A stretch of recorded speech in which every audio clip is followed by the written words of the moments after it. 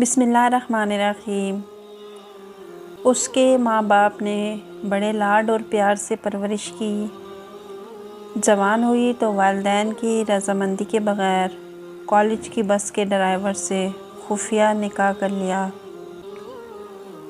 باپ کو جب پتہ چلا تو بیٹی نے جواب دیا، میرا نکاح ہو چکا ہے، بہتر یہی ہے کہ آپ اپنے ہاتھوں سے مجھے رخصت کر دیں، ورنہ میں خود ان کے پاس چلی جاؤں گی۔ اس پر اس لڑکی کے باپ نے کہا، اگر تمہارا یہ حتمی فیصلہ ہے تو گھر سے جو کچھ لینا ہے لے لو اور خود ہی اپنے شوہر کے پاس چلی جاؤ، لیکن یہ یاد رکھنا اب آپ کا ہم سے اور ہمارا آپ سے کوئی تعلق نہیں رہا، آپ ہمارے لیے مر گئیں اور ہم آپ کے لیے۔ تو وہ خوشی خوشی سامان پیک کر کے اپنے شوہر کے پاس چلی گئی۔ تقریباً 8 سال بعد اس کی ملاقات ایک قریبی عزیز سے ہوئی اور وہ اسے اپنے گھر لے آیا۔ خیر خیریت دریافت کرنے کے دوران اس نے زاروں قطار رونا شروع کر دیا۔ وہ سمجھا کہ شاید گھر کے حالات صحیح نہیں ہوں گے۔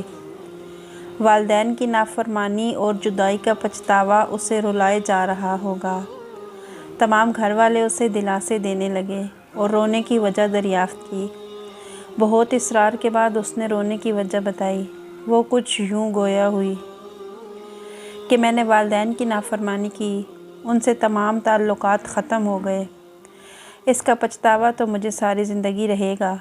مالی لحاظ سے مجھے کوئی پریشانی نہیں ہے، اللہ کا دیا سب کچھ ہے، لیکن میرے لیے جو سب سے زیادہ تکلیف دہ بات ہے وہ کچھ اور ہے۔ میری صرف ایک ہی بیٹی ہے۔ میرے شوہر جب نماز پڑھنے کے بعد دعا مانگتے ہیں تو میں نے چپکے سے کئی بار ان کی دعا سنی ہے۔ وہ روتے ہوئے اور گڑ گڑاتے ہوئے اللہ پاک سے صرف ایک ہی دعا مانگ رہے ہوتے ہیں، یا اللہ میری بیٹی ماں پہ نہ جائے، یا اللہ میری بیٹی ماں پہ نہ جائے، یا اللہ یہ اپنی ماں کی طرح گھر سے بھاگ کے کبھی شادی نہ کرے، یہ اپنی ماں کی طرح اپنے والدین کی عزت کو کبھی رسوا نہ کرے۔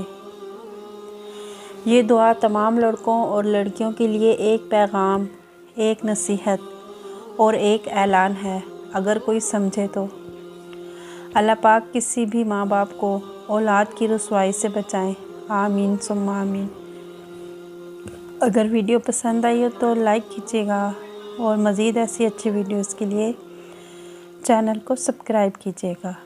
اگلی ویڈیو تک کے لیے اللہ حافظ۔